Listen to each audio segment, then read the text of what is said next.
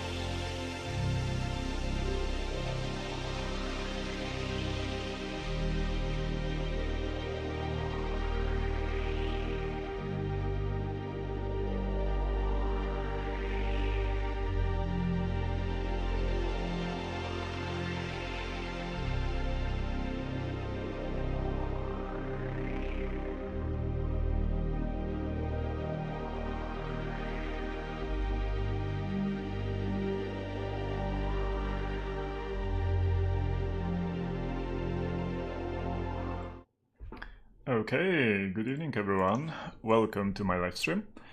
And I'm going to begin the live stream, or rather the main topic, almost immediately because, well, I want to go through all the slides and I have quite a lot of slides. And I'm pretty sure there are some folks who came to see mostly the presentation. So yeah, we'll do that. So before we get there, however, I would like to thank my moderators today. That is going to be Hebi and Foxtrot Charlie later on as well. Thank you for being here, and thank you to everyone else for coming. Now I'm going to switch to this view. The view is a little bit different than usual because I have, like, unfortunately some content of the slides like in this part of the screen, so my camera would cover it. Therefore, I had to make the slides a little bit, well, the screen, or rather the desktop capture a little bit smaller, but I hope it will be visible anyway. I guess I need to create another scene for this one. Anyway, so welcome to my PCI Express To Hell talk. The talk, I gave it in a little bit of a shortened version once before, and that was only internally at Google for my colleagues. So this is, I guess, the first time I'm going to give it publicly, so welcome. Now, a little bit about me, because I'm pretty sure there are a couple of new people. So, hey, I'm Gunveil Coldwind. I'm, I guess, YouTuber. I'm also an author of a book called To Understand Programming. An English version will be available at some point, pretty soon, actually, I think, at least to some extent. And I'm also the managing director and security researcher at Hexarcana Cybersecurity. Apart from that, and the main reason we are here today is that, well, I also like to build my own PCs, and sometimes my PCs take, well, weird shapes and forms, as you can see on the left. That's basically my main setup. The blue machine here is the one I'm streaming from right now. And yeah, so I like playing with PCs a little bit too much. I basically rebuilt my whole setup from like moving from typical desktop machines into like these desktops embedded in a server rack in a little bit an unusual way last year. And at that time, I basically rebuilt all my PCs which I had, well, most of the PCs which I had at least. And I learned quite a lot about PCI Express, and therefore, well, I decided to share what I learned with you so that you don't make the same mistakes I did over the years. And it turned out that I did quite a lot of mistakes over the years, which I even didn't realize. So yeah, please join me on this adventure.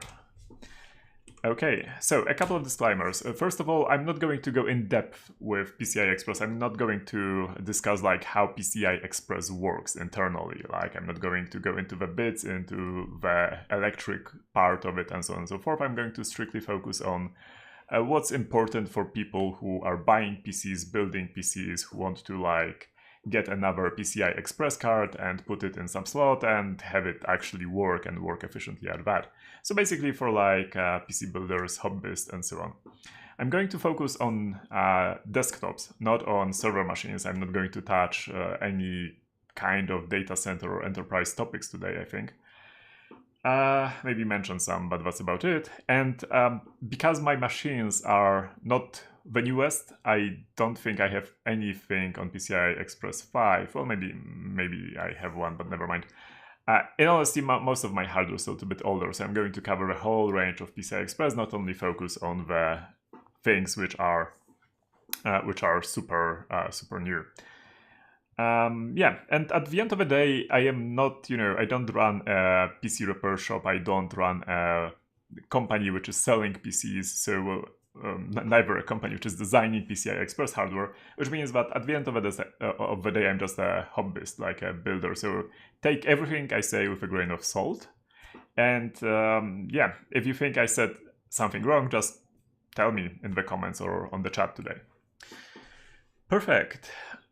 So let's continue. Let's start with connectors, the basics basically. So this is a PCI Express connector, as you know. You can see like ×8 and ×16. The only issue is that this isn't a PCI Express slot because this is an ISA slot. Because this is a PCI Express slot, this also isn't a PCI Express slot. Maybe I fooled you, because this is actually a PCI slot, right? The old ones, you might still find some of them even in like super new PCs, but only if you buy a really weird motherboard. So we're not going to talk about PCI today, because this is a PCI Express slot. And yeah, yes, this is really a PCI Express slot. I'm going to touch on this slot a couple of times today, but yes, this is really a PCI Express slot. However, when we are talking about PCI Express slots, I guess you kinda would be thinking about these ones. These ones are the typical ones which you find on a motherboard. So you can see on this image, on this picture, actually a photo, I would say, the X1 PCI Express slot and X16 in this fancy silver covering, which is like totally optional, and with this like holder so that if you put something in, it doesn't like just fall out. And these are the slots we'll be basically talking about today. Now they come in general in four shapes or 4 electrical forms, and that would be ×1, which is like this one on the photo, ×4, ×8, and ×16. The ×16 is usually where you put your GPU in. If you have like a powerful GPU, it would go to a ×16 slot. Well, this may be, what do I have here? I have like a whole box of PCIe devices. This maybe isn't a like super powerful GPU, but it has like you would put it in a X16 slot. Now, the part, like this part before this plastic separator here, is basically where the PCI device gets some of its power, and also there's like the SM bus, which is like the system management bus, and JTAG for debugging if you want to go a little bit deeper there, but this is basically as deep as we go today, just mentioning this. And everything else is like the whole part after the separator from the right is this is where the data is like being exchanged really fast. This is what makes the device faster, and the this number like x1, x4, blah blah blah, this is just a multiplier basically. So how much data will go through this is like some speed, and if we get times 4, that means that this is basically times 4 the multiplier for x1. I'll go a little bit into this in details because this is actually important to know. So yeah, these are the data lanes. Now, obviously there are other connectors.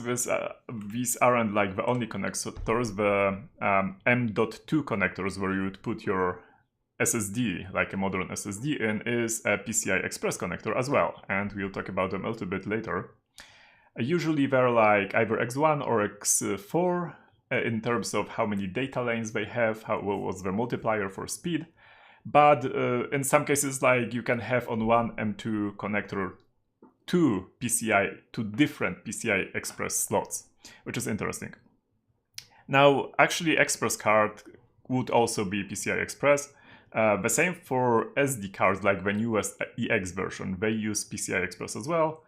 And same for like CF Express cards. I'm not sure if this is only the NVMe protocol or the full PCI Express, but like that's basically kind of how it works. Apart from that, Thunderbolt and USB 4 also you can use PCI Express, so you can have a graphics card, for example, and like put it in an external casing and connect it through Thunderbolt, for example. There were some cases manufactured, and you can buy some of them, I guess. Now, apart from that, there's something called OcuLink, which is like PCI Express over copper link. But CU is just for copper, cuprum. And I don't believe I ever saw a motherboard with that, but I think this is pretty new. Now, there is also something called U.2, which I guess is like basically SATA Express with PCI also there, PCI Express also there. I have this connector on some motherboard, but I never used it, so I have no idea about this. There are probably other connectors to which you can connect PCI Express as well, but yeah, we'll focus on the ones we actually have. Now, there's a question, if Intel has Thunderbolts, what does AMD have? I have absolutely no idea. In all honesty, I usually use Intel, so yeah, I'm guessing also Thunderbolt, just licensed from AMD, or USB 4 in like totally modern machines. Now, okay, let's talk about the data lanes. So, apart from the multipliers, actually, PCI Express also comes in versions, like basically versions, revisions, generations, whatever you want to call it. 1.0 is super old. I don't think I have a computer which has PCI Express 1.0, and I have some pretty old devices. I might have like, I don't know, an old laptop somewhere with PCI Express 1.0, but that's it. Currently we are around here, like the sixth version of PCI Express is basically, the specification is already defined, but I don't believe there's any hardware yet available with PCI Express 6.0. So we are kind of here. PCI Express 7.0 is supposed to appear in 2 years, I think, something like that, or at least the specification is supposed to appear, because there's always like a delay after the specification appears before some hardware appear, which is what's happening with 6.0. But you can easily buy like disks or GPUs which use PCI Express 5.0. Now, the version is basically will tell us how much speed does a device have per lane. And as mentioned, the number of lanes is basically just like on the highway. You can think of lanes on the highway. More lanes means more bandwidth, and it also means that you basically can send more data through. Now, while there isn't an X2 connector, you can have devices which are using only 2 lanes. So in general, there are no devices which use 5 lanes or 13 lanes or like 11 lanes, but there are devices which use 1, 2, 4, 8 or 16 lanes. So there is no special connector for X2 for just 2 data lanes. Usually like X4 connector is going to be used for that, but there are devices which use this. Now, speaking of basically how much data can be sent through PCI Express, we express this in gigatransfers per second. This isn't gigabits per second, this isn't gigabytes per second, this is gigatransfers per second. And this amount is basically like the base amount is just for x1 and then it's just multiplied. So it's like for x16, this is x1 multiplied by 16, which gives us like 40 gigatransfers per second. Now, for other versions of PCI Express, we basically get ×2. Like every version is basically ×2 the bandwidth for x1 for the base speed, meaning that PCI Express 2.0 is 2 times faster than 1.0. 3.0 is also 2 times faster than 2.0, and you might be like wondering, hey, but like 5 gigatransfers times 2 should be 10 gigatransfers. But between these 2 versions, actually what changed is how the data is internally encoded. And while for every byte you used 10 bits, yes, 1 byte 10 bits for the first 2 versions, then it got a little bit more complicated for the other versions, for these like 3, 4, and 5 versions. But you can kinda say that you get 1 byte for 8 bits. Every 8 bits transferred, every 8 transfers, you get 1 byte. This is kind of hard to say, but isn't fully true, but we can approximate it that way. And that's going to be more true even for 6.0, where the protocol changed again, and the way the data is sent resembles more what's happening on like 10 gigabit Ethernet, for example. So as you can see, like basically we got something around 250 megabytes per second for 1.0, and for like 6.0 was going to be closer to 8 gigabits per second, which is like, gigabytes per second, 8 gigabytes per second on just 1 lane, which is, yeah, the speed difference is pretty astounding. Yeah, so if let's like, I use as an example that 10 gigabit card, this is for example a 10 gigabit network card for like ×4. And let's assume that we want to buy for our machine a network card for 10 gigabits, which means that the data transfer between the card and the network is going to be 10 gigabit, at most 10 gigabit, right, in perfect conditions. And therefore, the transfer between the card and the CPU using PCI Express should also be more than 10 gigabits per second, meaning likely like more than 10 gigatransfers per second. So kind of that means that if we would have only a super old motherboard, we would need actually 8 lanes for it, and that would be fast enough. But like if we would have only 1 lane, then we still would get the network connection of 10 gigabits, but when the data, the packet would be received by the card, it would be rather, it would take some time before it would be made available to the CPU through, or actually written to RAM in this case. So yeah, that being said, if we have PCI Express 4.0, it's enough that the device and that the device is using 1 lane. It's like the 1 lane is already fast enough to transfer 10 gigabits per second. So which is pretty cool. Now this card actually, as you can see, has four lanes, is using 4 lanes, but we'll chat about it a little bit later because that's true, but also not true. Okay, then if we want to put in a new M.2 NVMe SSD, like a rather fast disk, then again the question is like how many lanes do we need and which version should we have? In general, in whichever version we'll put it, it will be compatible. I'll talk about compatibility in a second. But if we want to use a modern PCI Express SSD to its full capabilities, or at least to work fast enough, I would say we need at least like 4 lanes and around like PCI Express 3.0 and so on. Basically, what's important here is that the lower we go with the number of lanes and the lower we go with the version of the protocol that the motherboard that we have on the motherboard, the slower that disk is going to be. It's still going to work, but we are not going to get the full performance which we expect. Which kind of means that when we are buying a new SSD and it says that, oh, it's like 20 gigabytes per second of write speed and read speed, well, great, but that's just the disk, right? It might, if we don't have a proper motherboard to put it in, it won't achieve those advertised speeds. So yeah, basically, rule of thumb is basically check the specification of the disk and check what your motherboard can do, and we'll get into details in a second. Now, the thing here is that why is this, for example, green and this isn't green, is that it will depend really on the SSD, like the speeds here are the same, like 64 and 64. It would depend on the disk itself, whether it supports like PCI Express 5.0 or only 4.0, because if it supports only 4.0, then it needs actual 4 lanes to max out, assuming that it would max out to a speed similar to this. It wouldn't max out here, it would just be, be basically slower, max out around 32.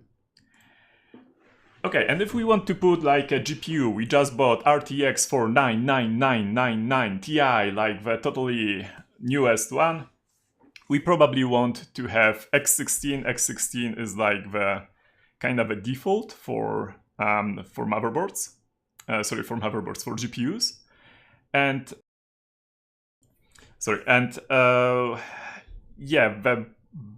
the biggest standard which both our motherboard and the CPU in this case, and why CPU and motherboard, I will get to that in a second as well, and the GPU itself support. So yeah, like basically if you want a fast machine, you need to have X16 on the highest generation of PCI Express possible, and a GPU on the highest generation of PCI Express possible as well, and X16 ideally. There's also like always a discussion whether a given GPU is going to actually max out that capability, and it might not. But yeah, you know, just to be safe. But do the math. This is my hint, basically, a pro tip, is that always calculate the required bandwidth and the available bandwidth and take into account the generation of the PCI Express on both the host and the device. This is pretty easy with network cards, right? Because you kind of know that if it's going to be a 10 gigabit network card, then you need at least 10 gigatransfers per second. It gets a little bit more complicated with GPUs, but you can usually find the information you need on the internet. Okay, so GBD would be, I guess, a gigabaud per second, which is basically what gigatransfer is at the end of the day. Yeah, that's accurate. Cool. Now, I already mentioned that like there's this discrepancy between the device and the host, so let's talk a little bit about it. So first of all, PCI Express, as I already mentioned, is compatible in all directions, meaning that if we have like this GPU on the left, this is, I don't know if I have another one here, yeah, I have it. Yeah, so this is like, I really like this GPU because it's like is using only one PCI Express lane. It's like, yeah, you're not going to play a game on this, but if you want to put something in the server which isn't going to use too many PCI Express lanes, that's a really good GPU for that purpose. That's why I like it. So if you have this X1, which is by the way PCI Express 2.0, can I put it into this slot which is X16 and is like 2 generations above? Well, the answer is yes, because PCI Express is compatible in all directions. So what about if we go the other way? We have like this card which is X16, RTX 4090, you know, that's basically a beast, right? And we want to put it in this PCI Express 2.0 according to the description. So can I do that? Will it work? Because like I can put it, right? But will it work? And the answer is yeah, it will work because PCI Express is compatible in all directions. So how about we stretch it a little bit, right? So how about we want to put this X16 card into this PCI Express slot? Like we cannot put it because there's like this separator here, like this end, this plastic thing, right? So we would have to, you know, file it out, basically just cut it out, and then put it in and it will work because PCI Express is compatible in all directions, right? Or we can go the better way and actually just snap off the pins on the GPU, because that will also work. Yeah, I do not recommend. This is not a recommendation to do either of these things. You can break your... if you know what you're doing, it will work, but it's really, really easy to especially break the PCB internally to cause micro cracks if you're not careful with cutting the pins. Also, I think, reading the specs, I think you would have to actually bridge two pins here for the host to be able to correctly detect how many lanes are you going to use. Yeah, this looks absolutely amazing, by the way, so props. I have no idea who was the original author of this modification. Let's call it a modification, okay? But it's absolutely amazing. Now, you don't have to actually chop pins off. You can use, for example, this thing. This thing is on the left here. Is basically... you put the card here. This is like an external device. You put it somewhere else and you put a device here. And then it has something which looks like a USB 3.0, and it actually is a USB 3.0 connector, but it doesn't use the USB protocol at all. It uses PCI Express, just routes PCI Express through a USB 3 cable into this thing, this little thing. This little thing is basically, well, you put it in the slot and you connect that PCI Express routed through a USB 3 cable to this, and you can achieve the same thing. You can connect a X16 card into X1 slot. And this is more common than you imagine, and I'll show you later a motherboard which was just basically created for this exact purpose. On the left there is like a razor, basically, which you can put in, and it has only electrical connections for this X1 lanes, and the stability. I'm worried about the stability of the GPU. It would you'd really need a holder to hold it this way. Sometimes you also need to use. Sorry, let me grab this. Okay, yeah, something like this. Where you put this side, this is a cover, you put this side into a PCI X16 slot, and then you route the device. Basically, you put the device a little bit further. This is when you don't have really, I don't know, enough space on your motherboard to place the GPU or whatever other X16 card, which usually is just the GPU. To place it in the location where it was meant to be. So you can use. Yeah, but that exists. It's worth knowing that exists. Okay. Moving on.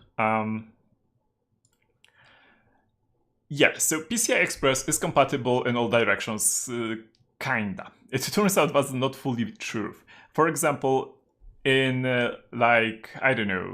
10 years ago or even 15 years ago, Intel was producing these accelerator cards. They had Intel CPUs with a lot of cores on them, a lot of logical CPUs as well. It's called Intel Xeon Phi. And actually this didn't work on all motherboards because the motherboard required, from my understanding, basically the address bus of a PCI Express had to be a little bit wider, and the motherboard had to support above 4 gigabyte addressing, decoding, whatever. I have no idea. But yeah, it needed to support that, what's said on the slide. And I think most modern motherboards do support that, but back in the days, you had to have a special motherboard for this, usually a server one. On the right side, we have an Intel Arc GPU, which is pretty new, actually, from a year ago, I think, or 1.5 years. And this required resizable bars. If you didn't have resizable bars, I'm not sure if that card would work on you. So also, apparently your motherboard needed, or your CPU needed to support some features of PCI Express to be able to use some devices. That's also good to remember. These are pretty rare. Usually a PCI Express device will work. Now, it's another thing when you want to, for example, connect a GPU to Raspberry Pi, which apparently Raspberry Pi also had PCI Express. which I will show you later how people got to it initially. But if you're interested in this topic, watch Jeff's videos. Basically, they are pretty fun. He documented a long journey of trying various approaches and various GPUs with Raspberry Pi to run on Raspberry Pi. I think he succeeded at the end, not with 3D acceleration, but at least with getting to the screen. Also remember, physical dimensions also matter of a GPU, because GPUs tend to be super huge. And I already ran into an issue where a GPU I got just wouldn't fit in a setup which I imagined, and I had to get a different, move some things around to be able to put the GPU on the motherboard in a proper place, because it was just too big. So physical dimensions also come into play. Remember that this is usually only the GPU is the problem. And yeah, adapters, as I showed you, are a thing, but in general, don't use adapters if you don't have to, because they might introduce some noise, and if they introduce noise, that might degrade the performance, or it might just not work at all. So yeah, in general, welcome to hell. This was the introduction. Now we get into what's wrong with PCI Express. First of all, look at this Radeon RX 6600, which has an X16 connector. This is the GPU which I have in this machine from which I'm streaming, by the way. However, as it turned out, and I found this by accident, it's actually only using X8, only 8 lanes, not the full 16. I have no idea why they even put a X16 slot, maybe for physical stability, mechanical stability of the device. But yeah, so you can have a device which has an electrical connection of X16, but still only use 8 lanes. Then the reverse, basically this is what I found on one of my motherboards, is that you have an X16 slot, but you can see that the copper electrical connections are ending here, are ending basically at X4. And here the slot is just floating above some, resistors and capacitors and some test connections maybe. Is not connected to anything. So yeah, you can put something there, but you're not going to get more than 4 lanes from this slot anyway. Then yeah, similar situation in this photo. You might have remembered this photo from a few slides ago. Basically, it's only, I think, X8, right? Copper connections, actual copper connections go only until here. And then this is not populated with copper connections. So again, X16 slot, only X8 lanes actually are physically connected. And I don't remember, but that might actually be even routed to only 4 lanes at the end of the day. Then we have, remember the network card I showed you? So I actually bought several of them in 2 different months. I got some, I think, last year around summertime, and then I got some around winter time. I bought them clicking exactly the same link on a local store, and they came the one on the left, the one on the right, and yeah, they were supposed to have this Aquantia Corp AQC107 chip, which is PCI Express 3.0. Which is 8 giga transfers per second per lane, and times 4, which is yeah, pretty much cool. So the one bought on the left is the old one. This one is what arrived in January, and it turned out it's not the same device. It was I clicked exactly the same link, but it wasn't the same device. It turned out that it has a different chipset. After I connected it and I started checking stuff, it turned out it has a different chipset, a different version, AQC 113 instead of 107. And it turned out that it's actually PCI Express 4.0. Cool, upgrade. But only uses 2 lanes. So yeah, this is a physical 4-lane connector, but this is only using 2 lanes, which is fine, I guess, if I would put this card in a machine which has PCI Express 3.0 or 4.0 slots, no issues at all. If I would put it to a machine which has only 2.0 slots, like an older machine, then it would not work because like it's only using 2 lanes, right? And 2 lanes would give me, basically 8 gigabits per second on a PCI Express Gen 2. So great on the flip side, because there's like, this part of the sentence as well here. On the flip side, on newer machines, it's eating less lanes, which I'm happy because there's a finite amount of lanes on your motherboard that your chipset and CPU provide. So if a device is using less lanes for the same performance, that's a win. So at the end of the day, I was really happy that I got these because apparently they don't overheat as much as these guys, like on the left, the older model. Actually, like the description in the store didn't help at all because it just said what's the physical connection. They didn't mention at all that it changed the chipset.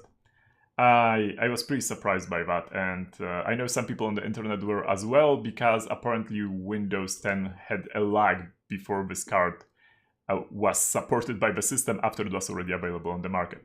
But I switched to Linux, so all good, I guess, for me. Cool. Then it gets funny when you're trying to identify slots on your motherboard from the software side. And you can do it in like 2 ways, basically, on Linux. You can use DMI decode, where basically this is the information. This is like mostly informational. And then there is LSPCI, which shows you actual information about where the given device is supposed to be. Now, on the right side, you can see a screenshot of the manual of one of my motherboards. And you can see that every slot here is identified with a string, like PCI_E 1, 2, 3, 4, up until 6. 6 is described a little bit weirdly because it's like it's not decided whether it's like 4 lanes or 8 lanes, but it's a 16-lane connector, so nobody knows. You can also see here that these connectors are X8, but they're like 16 mechanically. So yeah, it's pretty funny. And if we look here, it doesn't really match. For example, what is this slot 7, which is supposed to be PCI Express Generation 3, 1 lane? It's not really here. So what slot is it? Then if we look, for example, at slot 1, which I guess this would be 1, it says here is only X1, but here is X16.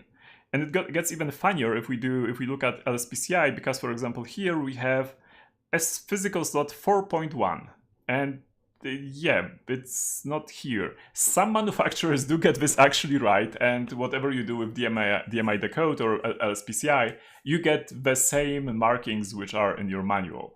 But yeah, be careful about that. It takes some tests basically to figure out what is what seen from the software side. Thankfully, you usually don't need to identify these slots. And now we're getting to something else. Basically, at the end of the day, PCI Express is a tree. You can think of your LAN, right? Your LAN, if you put a switch and then you put another switch and you just connect stuff, it's basically a tree as well. And or think about like the file system. It's basically a tree of directories and files, right? PCI Express is a tree as well. It's not like a single bus to which you connect devices. It can also have switches, and this makes it pretty interesting. So, and it has detachable branches, which I'll discuss a little bit as well. So let's start looking into the number of lanes which are provided, and try. And this is basically what we are going to do. Is we are going to do lane calculus. This is how I call it, like basically doing PCI Express, like counting PCI Express lanes. And this sounds easy. And it's not, because they're like, you'll see when we get into the details. So, for example, in this case, and this is one of my, I think the machine from which I'm streaming now, we have a processor, an Intel, I think like generation 6 core i7 with 40 lanes. It provides 40 PCI Express 3.0 lanes, as described here. Then it's connected to a chipset. The chipset is what drives the motherboard, and the chipset provides also 8 lanes, which are PCI Express 2.0, which means like 40 plus 8, that means 48 lanes in total, which is pretty nice. That's pretty nice, actually. And yeah, only. The first thing is that we have something called DMI here. DMI, if you look at the version, is basically the DMI is the connection between the processor and the chipset on the motherboard. If you look at the number here, the generation here of DMI is the same as generation of PCI Express, and the same transfer speeds apply. So DMI is basically like PCI Express a little bit extended. It's a superset of PCI Express. This is how I understand it. Now, first of all, I think this is a mistake in this manual. I think this was supposed to be DMI 2.0, but it's written 3.0, so yeah. But this chipset doesn't, like, it should have it should have DMI 2.0, but yeah, I'm not sure. I think this is a mistake, but I'm not sure. Now, the DMI to the chipset is already using 4 PCI Express lanes. So there are 4 lanes which are used just to connect the processor and the chipset, the CPU and the chipset. Which means that from like 40 CPU lanes, we have only 36 left because like these are used already for the chipset. Now the chipset still provides 8 lanes, which is pretty, like, it's a trade, right? We put 4 PCI Express 3.0 lanes and we get 8 PCI Express 2.0 lanes, which isn't terrible.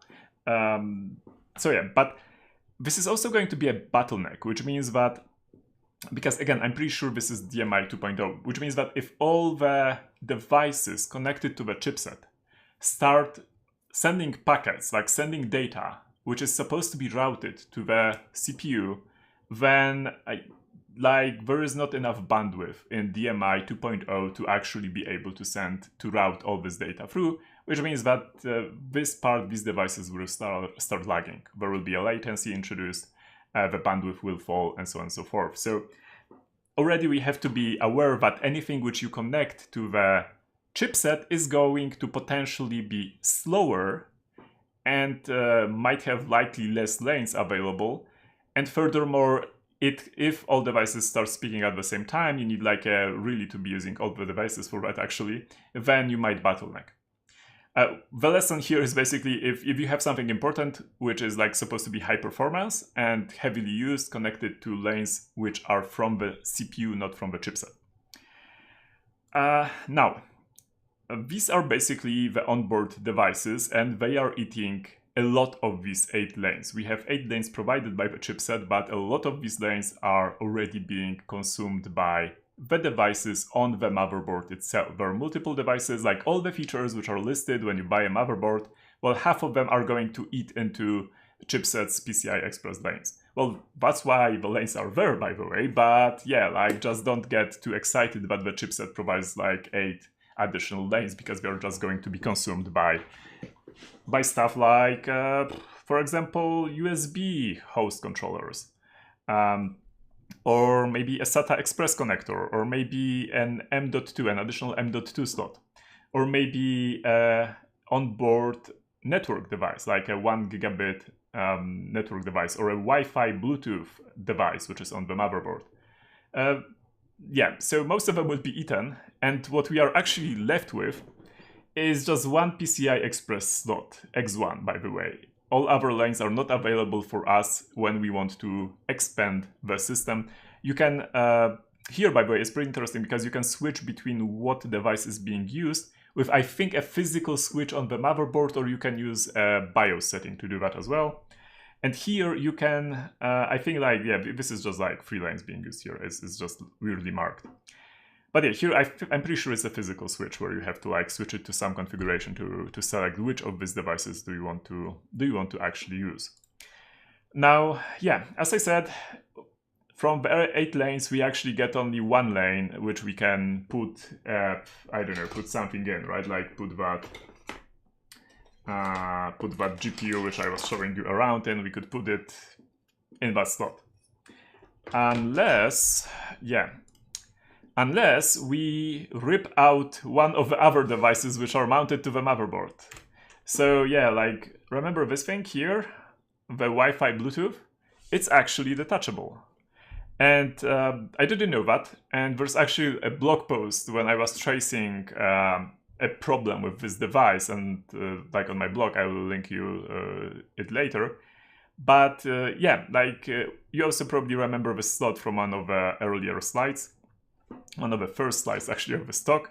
So this is where this device was. Wait, I have this device here. This is the Wi-Fi slash Bluetooth device, and it was just like put into that slot, and you could unscrew it. There was like one screw here. You could unscrew it. You could lift it, and yeah, and you could actually when you would take apart the device, you would find out that you can put in like there was basically an M.2 slot there. I already mentioned that M.2 is usually also PCI Express. So if you find a proper converter, you could convert it into a PCI Express slot, X1 again, so we get the second slot from the chipset. And you could put the GPU in there and it would actually work. And if you're interested, I again have like 1 or 2 blog posts about it on my blog, so I will link to them at the end of the talk.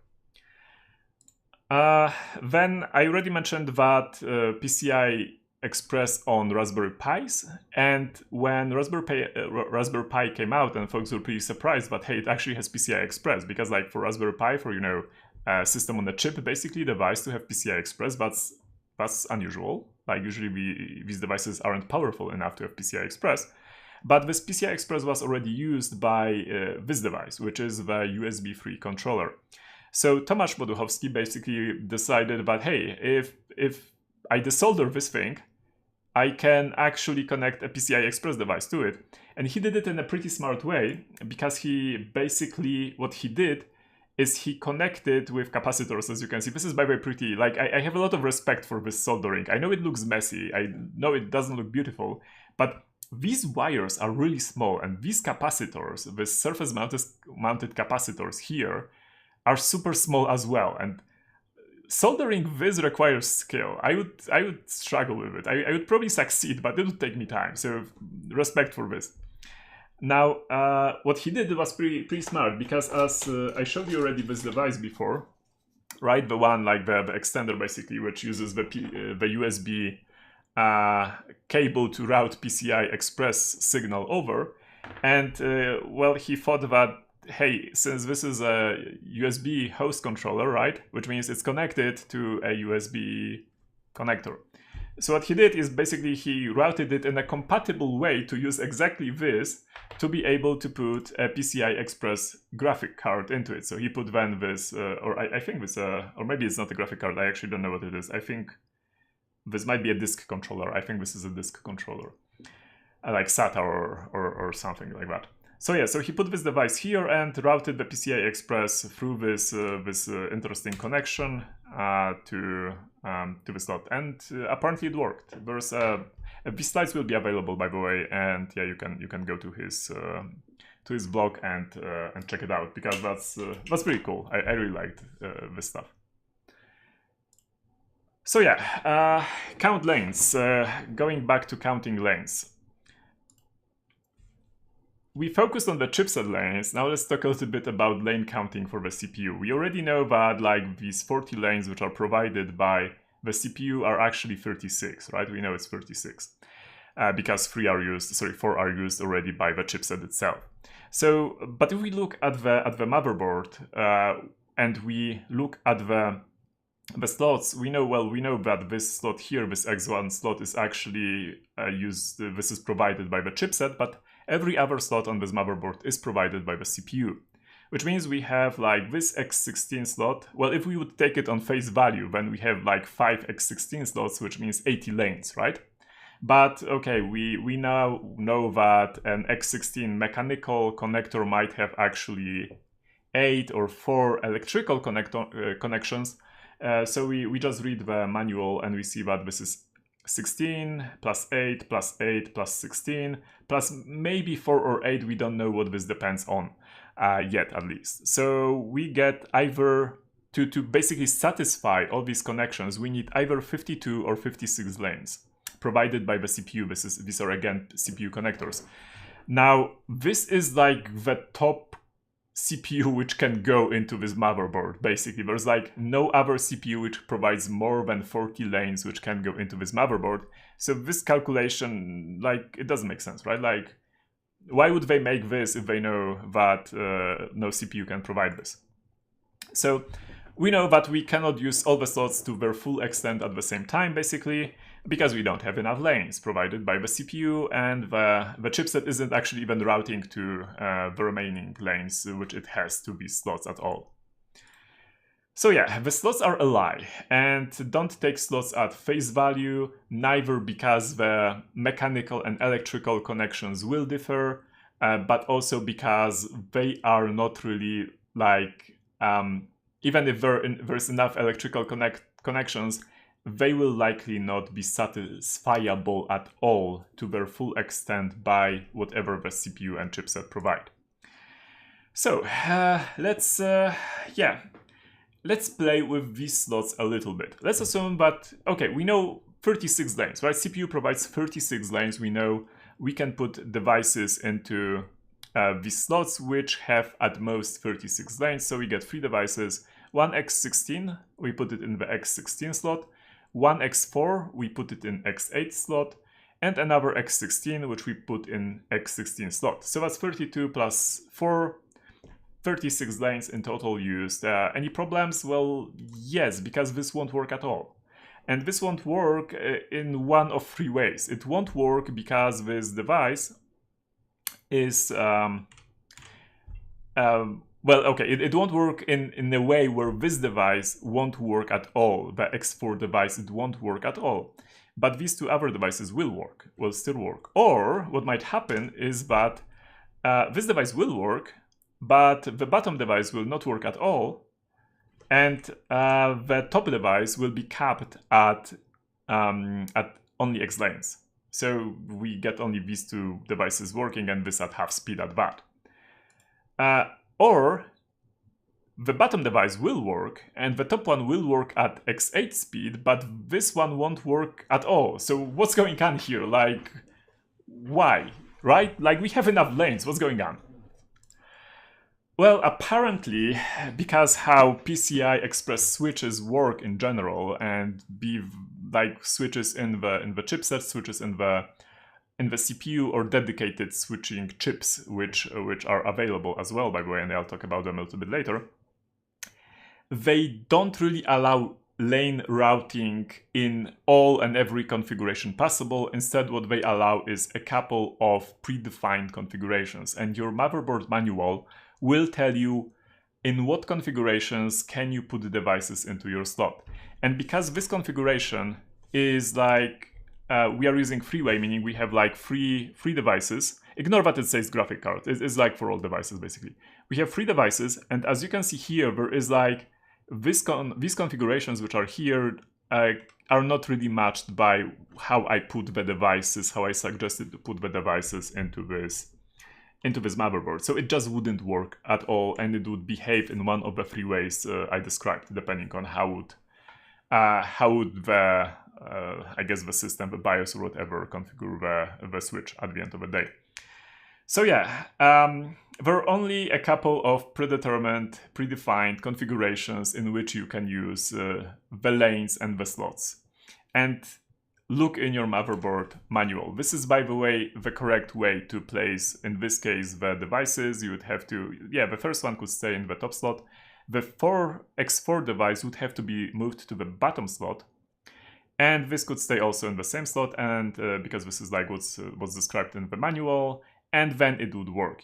We could use like 36 lanes this way, and also we couldn't really use the M2 slot for the hard disk anymore, because, or rather we could, but it would be downgraded to use only 2 lanes provided by the chipset, by the way, not by the CPU, in a 2nd generation PCI Express, because when we use this many lanes from the CPU, well, there is no lane lane left at all to power or drive the hard disk, the SSD in this case.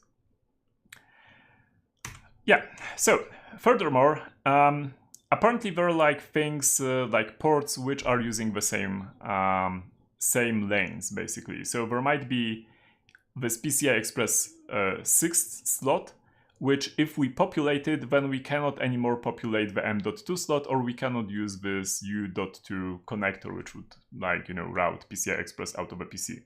So yeah, you might have like 4 different connectors connected to the same PCI Express set of lanes, and if we put multiple devices there, they will just collide. And it's, again, everything is described in your manual. Read your manual seriously for your motherboard. Ideally, before buying the motherboard, check if you do the lane calculus. Calculate if you have enough lane to drive the devices which you need. If you can place physically in the motherboard under the supported predefined configuration the devices in the way you want. And at the end of the day, yeah, basically know your motherboard. And this is one of the mistakes I did for a long time, is like I always kind of skipped through the PCI Express section, and then I debugged stuff for hours. I will also link you to one of the blog posts about that with a debugging story as well. And in that case, that was some BIOS switch. You had to switch a BIOS option to change the routing of PCI Express lanes. Yeah, also reading the chipset itself, like the documentation of the chipset, just a little bit, maybe, like, you know, the brief of it, kind of tells you what to expect, how many lanes will it eat from the CPU, how many lanes will it provide, and kind of you will know what to expect that way. But don't worry, most CPUs don't have 40 lanes, so you don't have to do that much math as we did before on the slides before. But yeah, like, not having enough lanes isn't actually a good thing at the end of the day, is it? So let's go through, I think, 2 different configurations which are weird. Okay, these are weird. So first of all, we have this Athlon. This is a low-end CPU. It provides only 6 lanes altogether. The CPU provides only 6 lanes, and this is basically the only configuration it can provide them in, which is one X4 and one X2, meaning one device which is X4. Sorry, and one device which is X2, but obviously I forgot that some lanes are going to be used by the chipset, like these are going to be used by the chipset. So what we actually are left with is this X1, which means that yeah, we get to put in an SSD disk, and that's about it. This, by the way, already has a GPU built in, well, you know, integrated one. So I guess for office work is fine, right? But yeah, it's not really extendable. You cannot really put anything more into that motherboard, because there's like just there aren't any more lanes. And I did mention the additional switches, which I will talk also about for PCI Express, but believe me, it's cheaper to buy a new motherboard and a CPU probably than it is to buy a switching card. Maybe not, but likely. Then there is this amazing motherboard which I bought for super cheap from a local store, which is a fintech Bitcoin mining. That's what fintech means, Bitcoin mining motherboard, which is amazing because it has basically the CPU has only this slot. This is the only slot from the CPU X16. You can put the GPU there, and that's about it. But apart from that, the chipset itself, this chipset here, adds 12 or 11 more, I think it adds 12 more single lane PCI Express slots, basically. And so you can see like one X1 slot here, one here, one here, here, and 11 of them in total. Which kind of means that you can take like this device, and you can like put this part in one of the slots, put a GPU here, and do that 11 times, and then go and mine Bitcoins. This is how they basically done it. They just bought this cheap motherboards, and it's fine, because like for mining Bitcoin, you didn't really need a lot of bandwidth between the CPU and the GPU. What you needed is like a little bit of bandwidth, like a small amount of bandwidth, to just send the work to the GPU, and the GPU would be brute forcing stuff. Which is, yeah, this is like a really smart, really good use of this of a really good solution to a stupid problem. Okay, but yeah, there we are. Yeah, so yeah, basically, again, make sure your CPU and motherboard have enough lanes to what you're planning to do with it. And think if you're going to get more cards in the future, because if you're going to get more cards in the future, you probably want to have more lanes available. And yeah, don't be me, from 10 years ago, I had a tendency to just like, in every available slot, I would put a USB controller. And this decreased the stability of my system, and some of them didn't even work. So yeah, don't do that. Just like, currently my philosophy when building a PC is to use as few slots as possible. Sometimes I use all of them because it's not possible otherwise, but yeah, then we go into hardcore lane calculus. Okay, now let's switch to M.2 because that's an interesting connector on its own. There's a good question, by the way. Aren't any other lanes used by integrated graphics? I think the integrated, like the CPUs don't advertise the lanes that are used by the integrated graphics, which means that, yeah, the integrated graphics might be using some lanes, but the manufacturer never does never says that this would be otherwise available. That's my take on it. I might be mistaken. There might be some other connection in case like this is like the integrated GPU is on the same die as the CPU, which would allow them to actually do even other stuff. But I'm guessing for simplicity of drivers and other stuff, they would just pretend it's going over PCI Express. Don't quote me on that, not an expert on that. Okay, then M.2. So M.2 is pretty interesting because it's keyed. Like, by keyed, I mean, imagine a blank key where you have to actually do cuts to set up this key, right? And then a given key would work only for a given lock, which has the same, but reverse, basically notches, right? Or configurations of spring or whatever, right? And it's the same with M.2. So M.2 is keyed. Some of these pins here are going to be missing in one of the configurations which are defined by the standard. So there's something called key A, which means that the notch, the pins missing, are between pin 8 and pin 15, somewhere here. And it has actually, the other pins are used, for example, can be used for these things, which would be 2 times 1 slot of PCI Express 1 lane. Or a USB end, USB 2.0, I2C, or a DisplayPort times 4 connection. I'm not really sure what this times 4 means here, but yeah, there we go. If this is a different key, now this is key B, so as you can see the notch changes a little bit. Then we basically get a notch on the different pins, and we get the different configurations of what's provided on the other pins, right? So we again have PCI Express times 2 this time, so not 2 slots of PCI Express, but only 1 slot of PCI Express, but 2 lanes available to it, and some other weird protocols, which I have absolutely no idea what this is even. No idea. I looked it up on Wikipedia a couple of times, and I still don't remember. Weird, yeah. Anyway. Then we have another notch, which is like key E, which is like, again, 2 times PCI Express X1, and some other stuff like UART, for example. Note that this can be provided by the host and can be used by the device, but doesn't have to be provided and doesn't have to be used. Also, no idea what CNVI is. We are running into really uncharted territory here.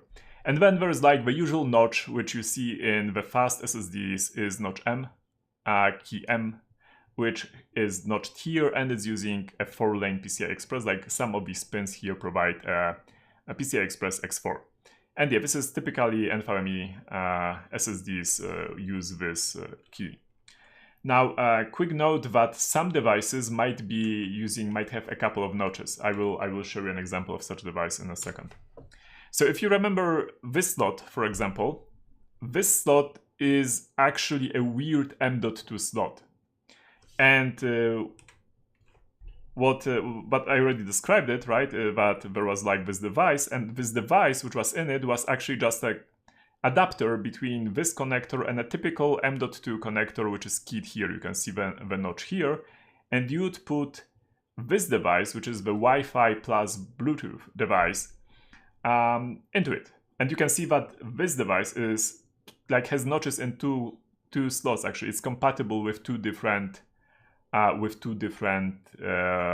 host configurations, either key E or key A. On both of them, this device would work.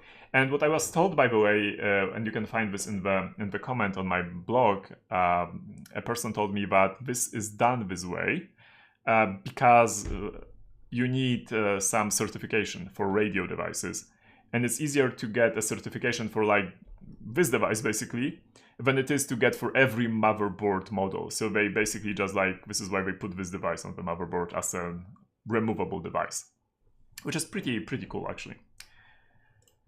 Yeah, then as I already, I think, shown or mentioned a little bit, or which was mentioned before when I was talking about connecting this a GPU to this slot, that adapters between M.2 and PCI Express and vice versa exist.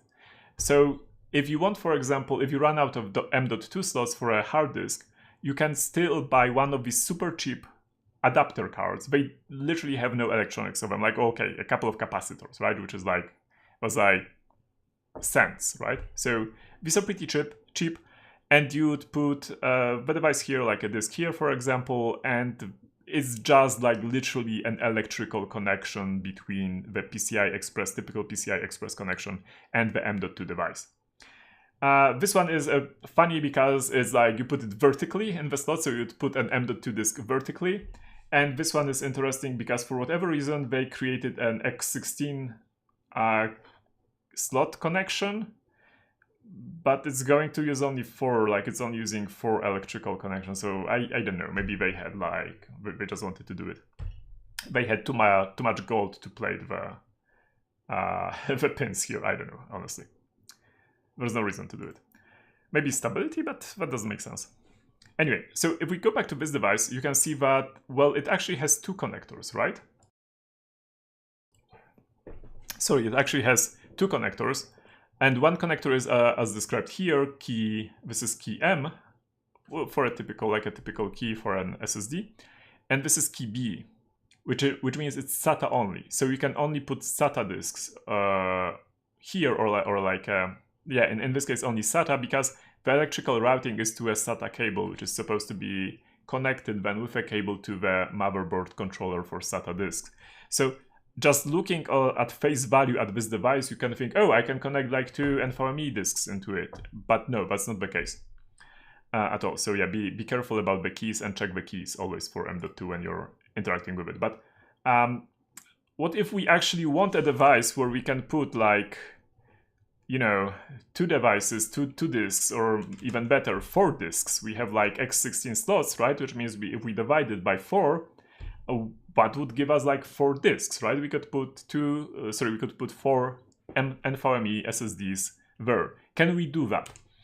And yeah, so the question is basically, or the problem statement would be, we have X16, we want to split it into 4. And this is called bifurcation.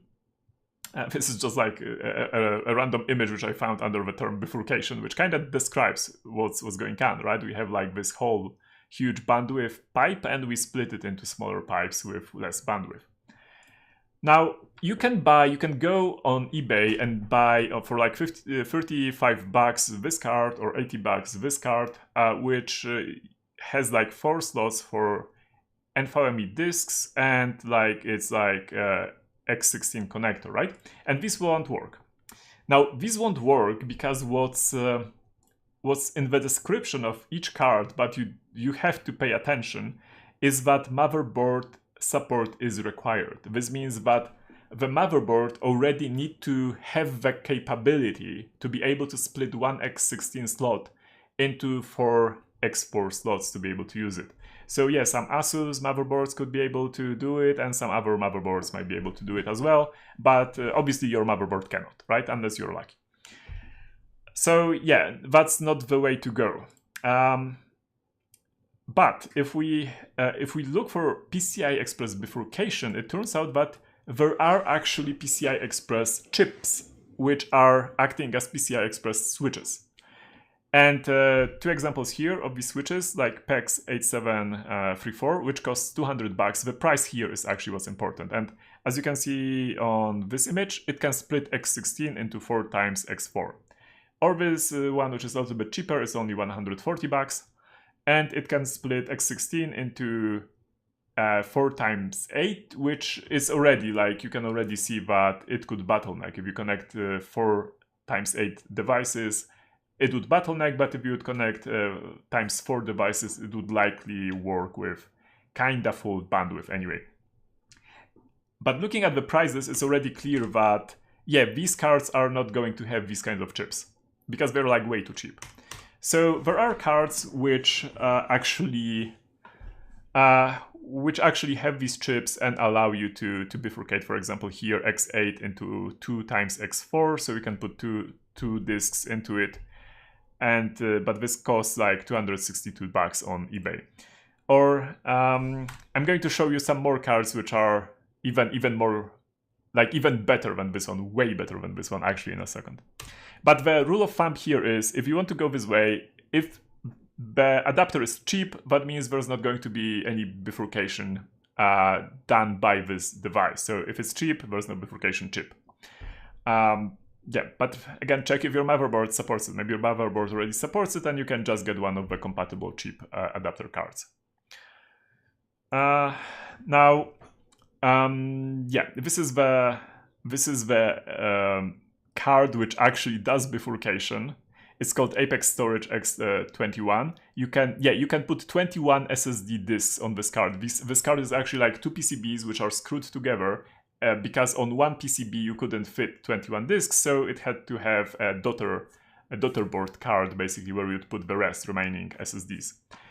Which kind of means that it, like, given the disks and given this connection here, the bifurcation chip which they are using is providing around 100, or routing 100 PCI Express lanes in total.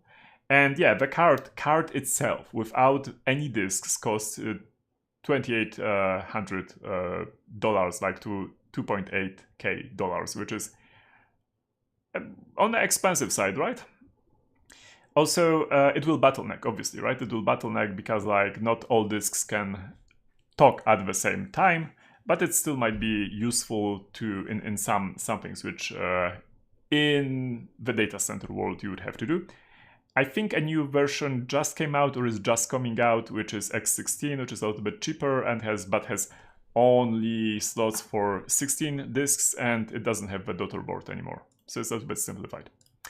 Now, I wanted to mention, like, that this thing exists.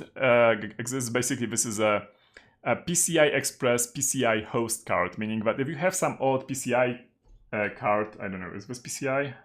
I'm looking at my box. I think this is ISA actually. No, this is PCI. So yeah, is it PCI? I think, okay, correct me somebody, but that might not be PCI, but might be something else.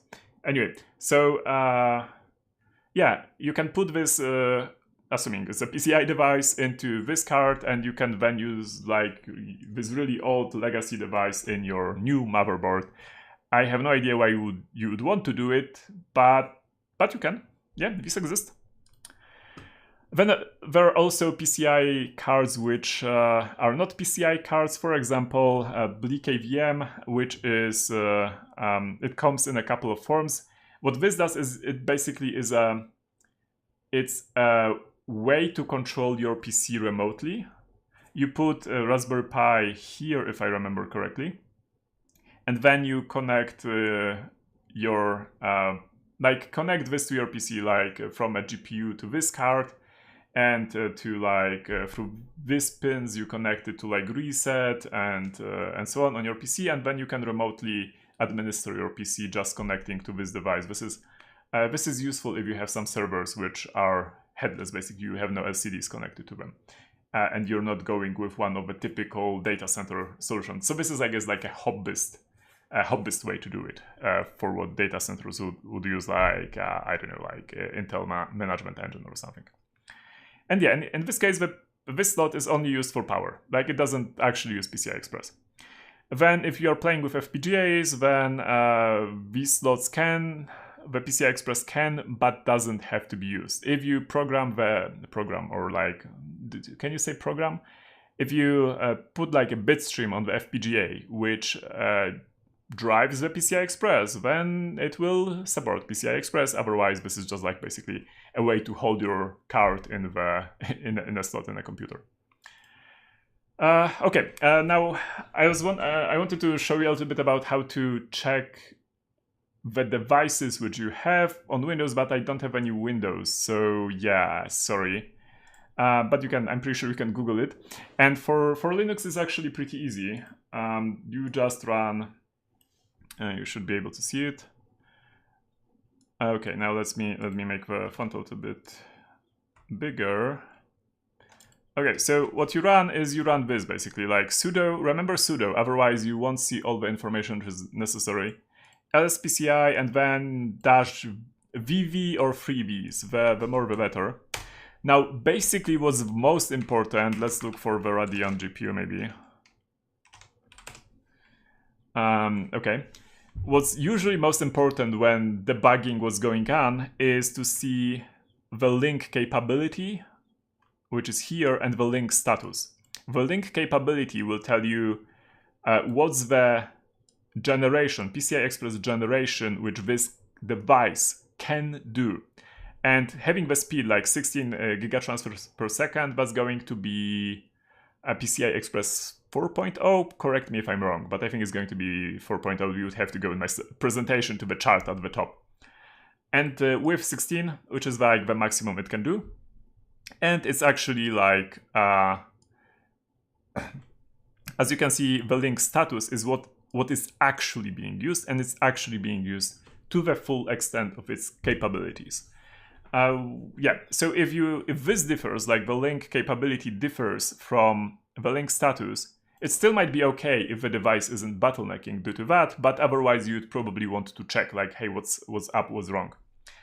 And apart from that, like this is basically the main method which I was using and the best way to check this. I will also show you my blog post, like a link with a blog post basically with my debugging story. Maybe you'll find something there, but there's like a lot of information in general on the internet on how to do that. But lspci with sudo -vv is your friend, and it can like help you debug stuff. But yeah, apart from that, do read the manual. I probably already mentioned it 10 times. I'm mentioning it again, read the manual. So, final notes. Always read the manual. I'm mentioning it for 12th time now. Check the device specification as well. Count your lanes, like lane calculus is super important. And that also includes like to know which slot is driven by the CPU, which slot is driven by the chipset, and into what configurations can the slots be used at all.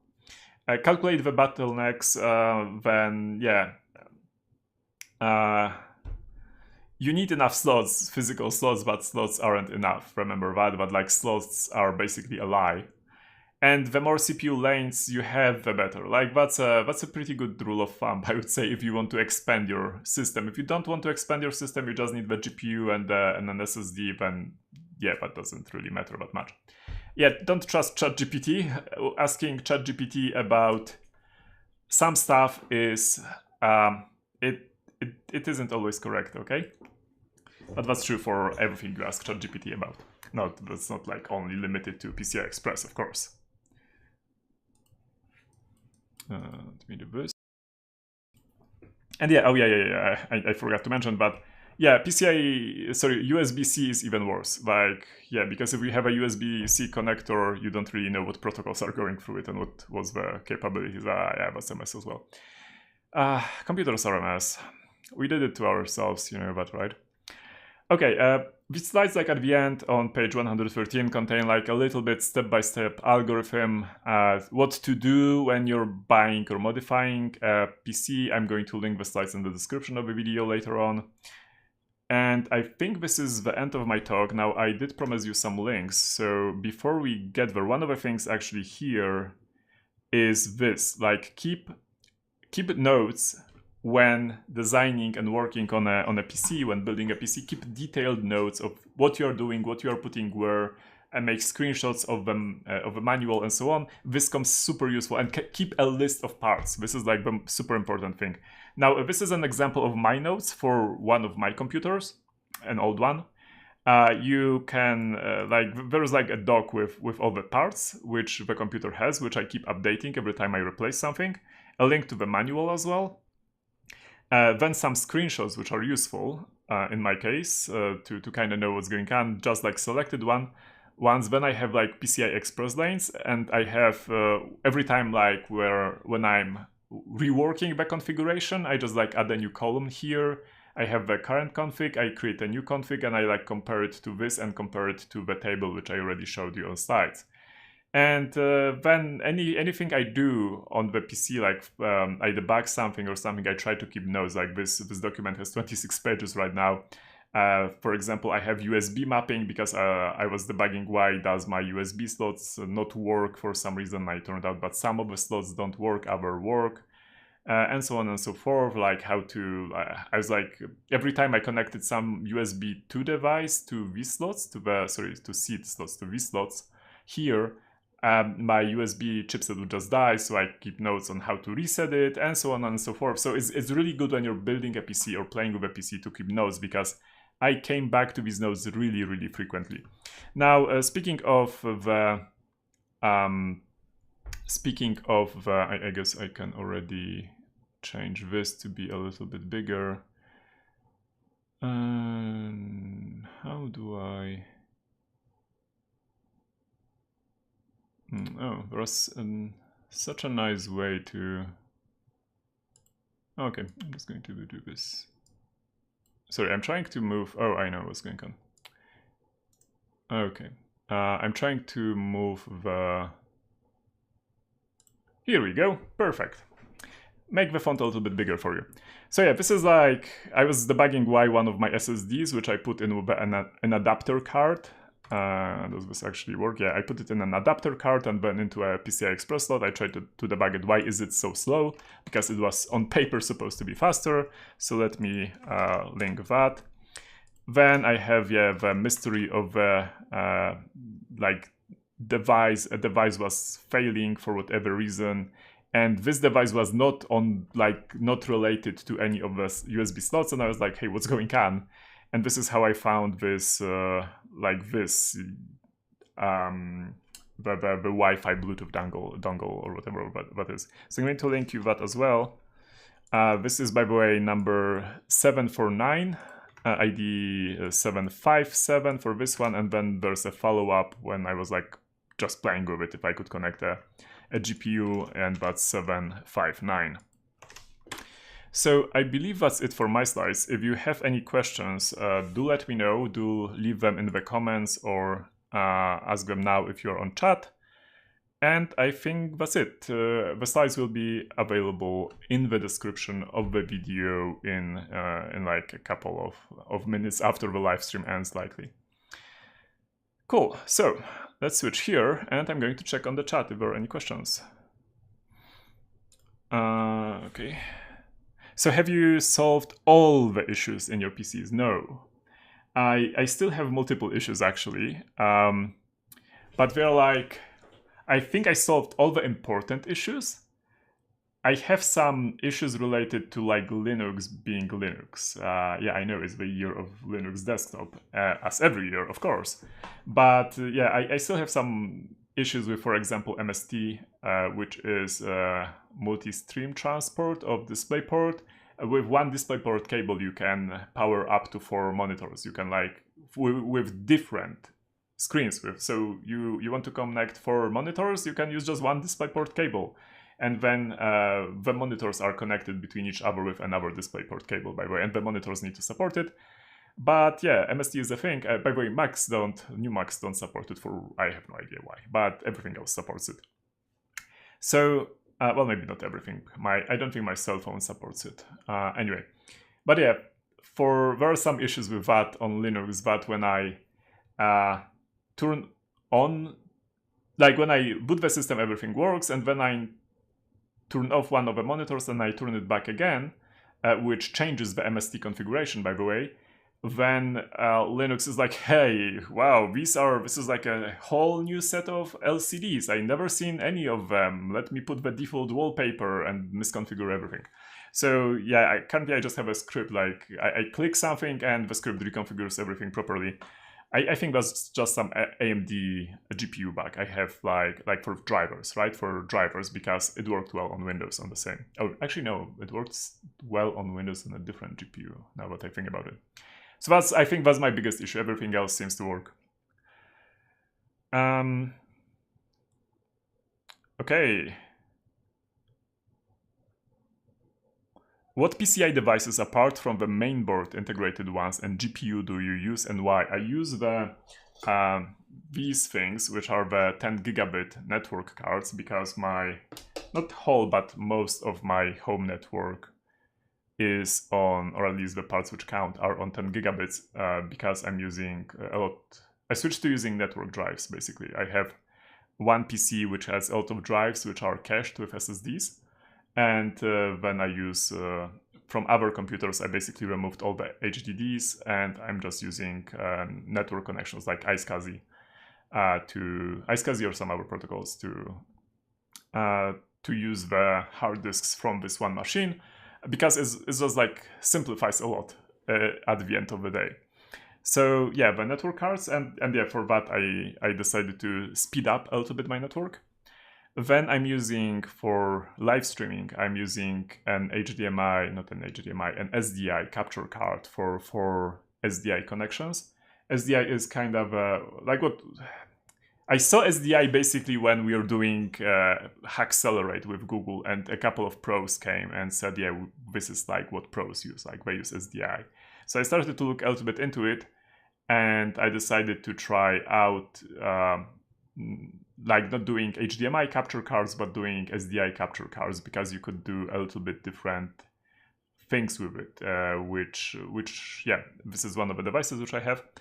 Apart from that, I use a lot of PCI Express slots for NVMe SSDs, as I mentioned, for caching HDDs basically.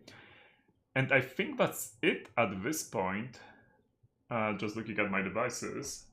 In the past, I was also using some slots for USB controllers, because the USB controller I had on my motherboard was a little bit iffy, and the first like Oculus headset didn't really want to work with them, so I needed to get an additional USB controller, like a chipset which was supported by Oculus basically. And then it kind of worked, but yeah, I'm not using Oculus anymore. Actually, that was an old one, like the first generation anyway. So that was old time, like, yeah, that was in the past, basically, years in the past. So currently I don't have that. Does RGB use PCI Express? No, I don't think so. I think RGB is using I2C. So as I mentioned on one of the slides at the beginning, the initial part of PCI Express, like this part here, right? This part before the notch, is there's something called System Management Bus there, which is basically I2C protocol. And this is like a simplified, it's a pretty simple protocol. If you're ever done Arduino and like connected some, I don't know, like humidity sensors or something, then you're kind of familiar with that. And I'm pretty sure that most of changing of RGB colors would be related to that. By the way, let me quickly restart the camera. Okay, because I see it's lagging a little bit, that's weird, but maybe on YouTube it's better. Have you tried server boards from Supermicro, for example? No, I haven't. In honesty, all my life I've been playing with desktop equipment. I don't believe I ever owned a server motherboard or a server, like, you know, a typical server computer. So no, that's something I might do in the future, actually, and I'm pretty sure I'm going to enjoy it. But that's a cool thing with IT, right? There's always something new to learn. Is it possible to do general purpose computing on any GPU? I heard CUDA can do that. How about AMD GPUs? Yes, AMD GPUs have OpenCL, and which is like super similar to CUDA, actually. So yes, you can do that. Absolutely random fun fact, the first GPU programmable in C was Texas Instruments graphical adapter in 1985. That was the name of the chip, STIGA. Texas Instrument graphics adapter, and it was in 1985. And that was a GPU, a graphic card which you could program already in C. And then, yeah, and then we forgot about it for like years until what, 2005-ish, when this like shaders became a thing. And then that moved into general purpose computing. Have you played with DMA stuff via PCI, like PCI Elite? Once when we were doing some red team, and that's about it. That's it. And I think we did it using, so not using PCI, we did it using what's it called, FireWire, because FireWire also was like DMA capable through the connector, which means you could do that. But yeah, it was pretty funny. Like basically, if you had back in the days when you had a computer with a FireWire enabled FireWire connector, and it was like locked, for example, right? You could just connect your computer to it and play with RAM of that other computer due to direct memory access, which is fun stuff.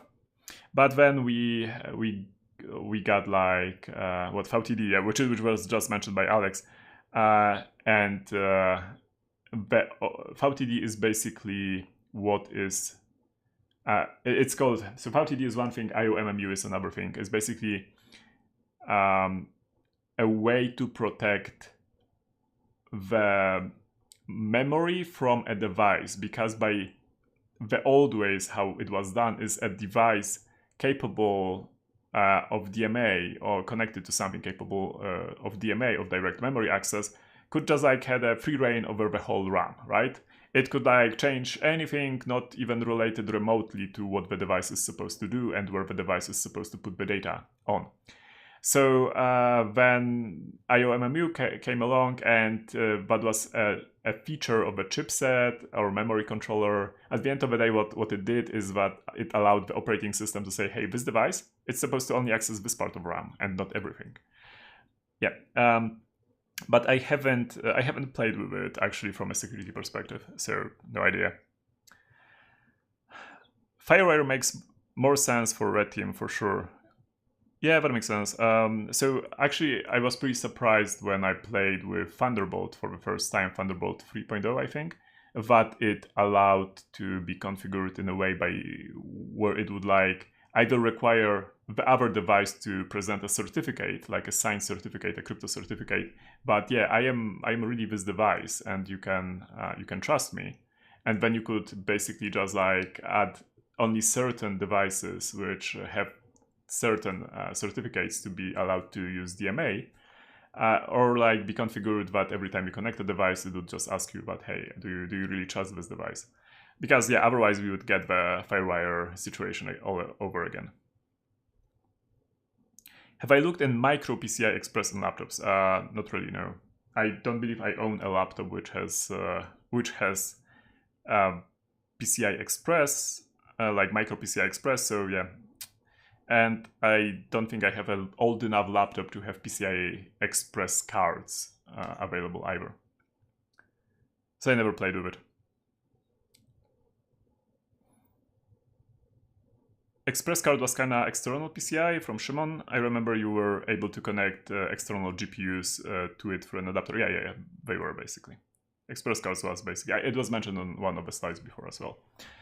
But it was, yeah, basically a way to route, to connect a PCI Express device to a laptop. And that was the same with PCIe, with PCI MCIA cards before, which were basically PCI like old PCI, not PCI Express, just old PCI on older, like, well, really old laptops, and not only laptops, actually, like the small handheld computers like your Nada, for example, as well.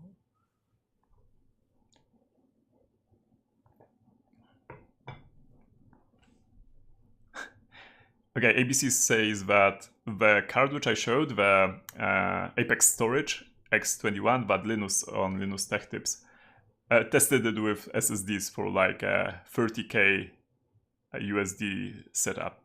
Pretty amazing. Okay, so Folks say that said that this is AGP. This is not AGP. No way. Because this is like, if we look here, this is like 2 times serial port, like 2 times RS232. It's no way this is AGP. I'm going to, let me find something which is AGP on this box.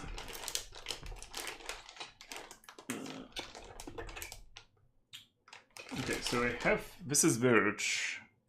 This is a Verge, but I'm pretty sure this is PCI, because I got Verges only with PCI. So let's compare these.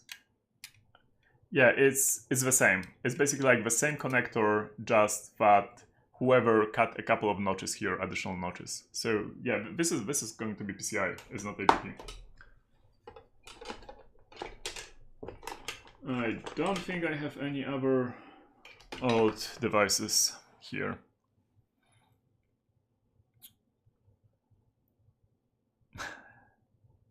Do you have any plans for what the next stream will be about? From a question from Hi Dale. I'm sorry if I mispronounced that. I had some ideas, but I'm not sure yet what I'm going to choose. But we'll see. The next stream should actually be next week. So, and there might be 1 or 2 streams next week. We'll see. Okay, I think we can wrap it up today. Yes, there will be a recording, by the way, of this available on YouTube. I'm going to scroll the chat a little bit.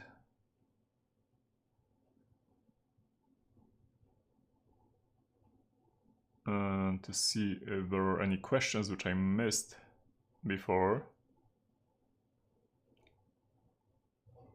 Okay, I think that's about it. So thank you very much for being here today with me. Thank you to my moderators, Hebi and Foxtrot Charlie, for helping with the stream today. And yeah, check out my other live streams next week, and see you then. Have a great evening. Now I'm going to randomly talk a little bit because I still don't have the end screen, which kind of means that the stream is going to randomly cut at a random moment. So yeah, so take care. Oh yeah, Voodoo was an amazing card. That's true. They were like, GPUs had a really cool history. Okay, take care folks, and yeah, see you, bye bye.